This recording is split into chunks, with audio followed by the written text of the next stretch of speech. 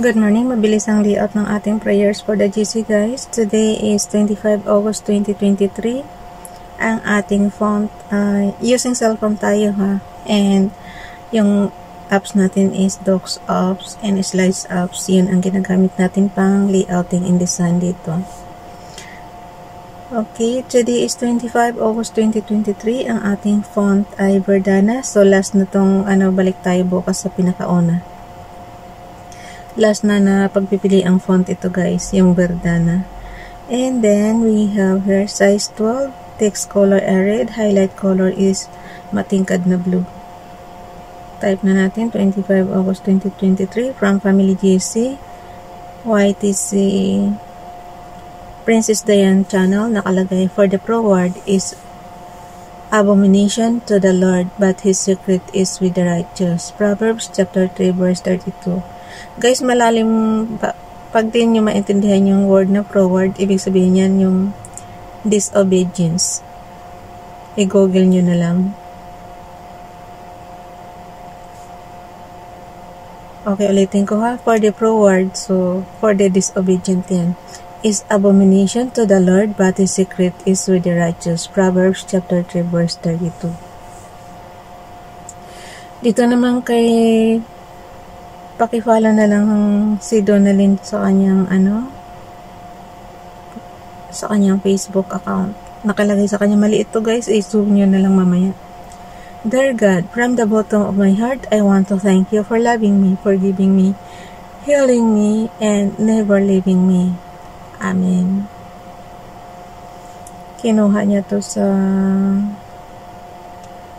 dailyscrolls.com.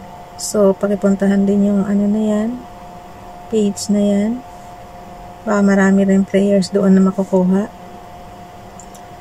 And then, kay kay Ralph naman, yung kanya, okay, wait lang ha. Ilagay ko siya sa unahan.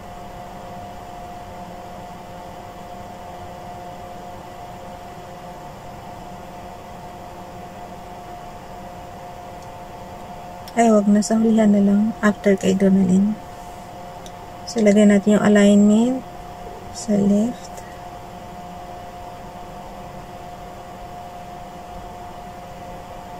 Right pala. Ba talaga? Pag humarap ka kasi dito, right yan. Okay, right alignment tayo. Lagay natin yung kanyang highlight color. Gawin natin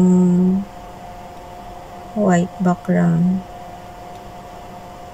So, yun. Pure text na lang tayo, guys. Kuhanin na natin yung ating clipboard. What time I am afraid, I will trust in thee. Psalm chapter 56, verse 3.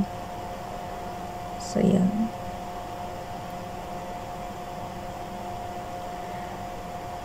Alam niyo, guys, pagkatama naman ang ginagawa mo, huwag ka matatakot. And lagi lang mag-trust kay Father God. So, ilagay na natin yung okay, YTC Princess Diane channel. Ilagay ko na lang kayo si Donalyn dito sa ibaba.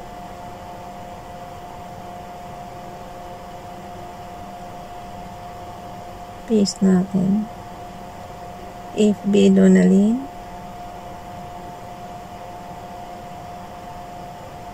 Para lumaki siya guys, natin siya. Ayan. And then, si Ralph naman, at si Princess Diane channel, paki-subscribe. Image from photos. Mabilisan lang to kasi nga nagmamadali na tayo. And then, kay Princess Diane, cut and paste lang ginagawa ko guys pagka halimbawa yung pinagdudugtong-dugtong ko muna yan para sunod-sunod para hindi consuming of time. So yun, tapos cut mo na lang. Ang graphics kasi mabilis lang i-cut and paste, hindi katulad sa text. Yung text kailangan pang i-highlight lahat para yung graphics isang pindutan mo lang. Di ba pag text, kung ano yung gusto mo i-copy, i-highlight mo siya. Tapos, tsaka mo i-copy and paste. Or cut and paste. Mas madali yung text gawin pagka mayroong mouse ka. Yung gagamit ka ng mouse. Pero pagka kamay lang guys, ay wag na. At matatagalan lang tayo. So, ilagay natin dito. Paste natin.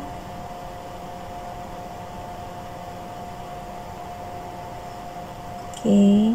And then, yung spacing, gawin lang natin size 3. Yung font size lang ang inaano niya yan. Binabago. Tapos, okay na siya. Size 2. Oh no, undo.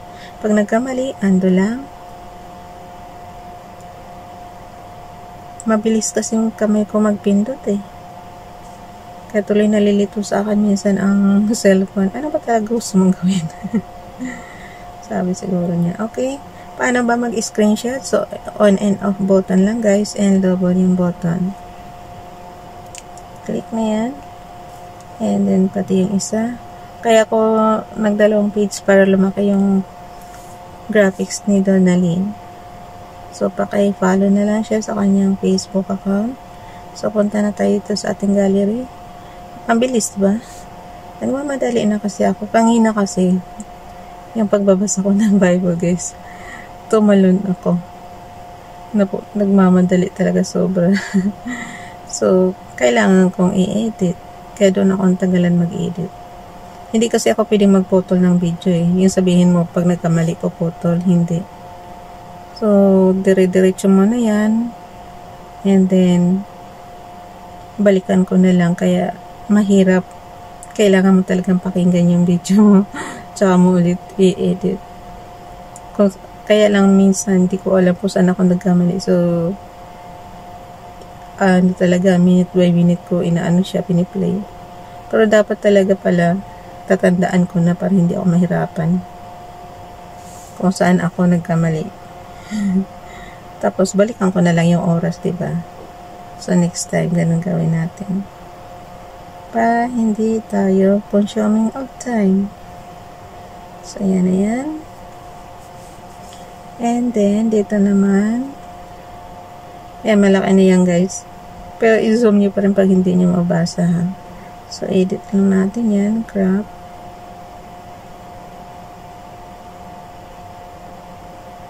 Yung red pa, nangibabaw talaga kahit patingkad yung pagka-blue na background, pa rin, basa pa rin siya. So, maganda rin combination to sa motif guys. Okay. And then, dalhin na natin sa slides. Pag naabutan na naman ako ng oras nito, nako po.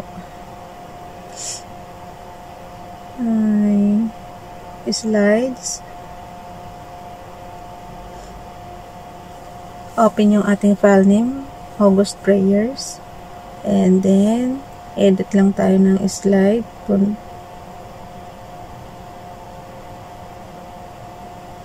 Edit slide tayo. Punta tayo sa number 25 slide. Ayan, isa pa yan sa hindrances ko.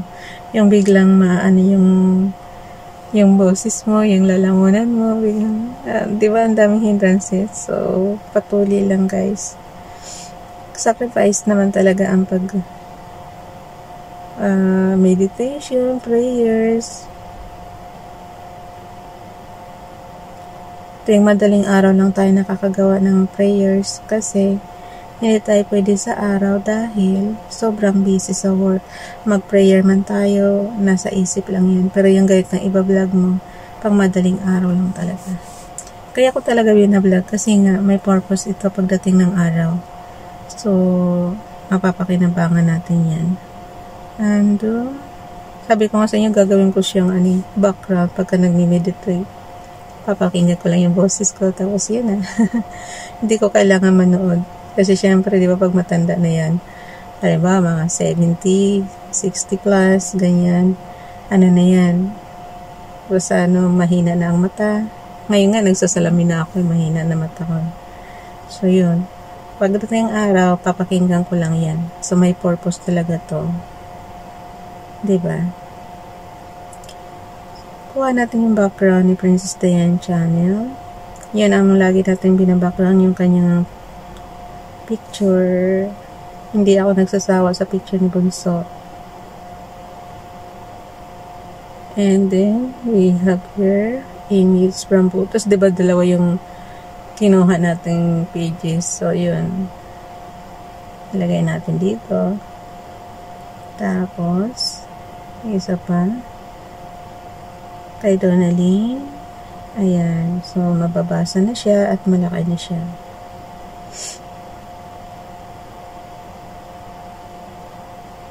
Adjust lang natin ng konti.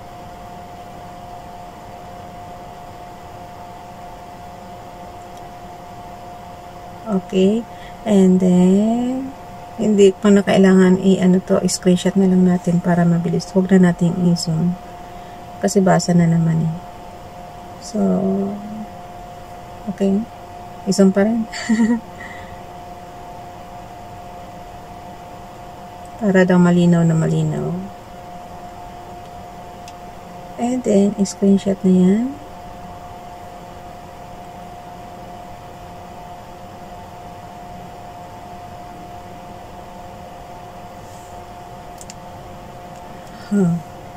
Yan ang ipapasa natin, guys. Sabi ko naman sa inyo, pag napagdugtong na natin yan sa slides, na natin, ipasa na natin sa GC. So, 3 lang naman kasi ang prayers, kaya madali basahin. Okay. Pero dagdagan nyo na lang yan, guys, ng sarili nyong prayer. Yung syempre, hihilingin natin magiging maganda yung ating pangangatawan, laging healthy, yun talaga importante, no? Kasi ang daming namamatay ngayon kahit ang bata-bata pa. Saan ba yan? Sa mga kinakain ba natin yan sa generation natin? Bakit ganun? Diba? So, hanggang dito na lang tayo. Pasok ko na yun sa GC, guys. And then, ako na rin mag-save niyan doon sa may sarili akong files eh. Yung pinaka-spray sheet natin. Mayroon yan tayong 1,000 of 1,000. Kaya yan anihin kahit lang prayers pa. Pero ako kasi month by month ginagawa ko. So, almost 2 years na tayong gumagawa. So, mayroon din tayong record niyan na almost 2 years na rin. So, yan. Ipapasa na natin. Okay, share. Bye everyone. God bless.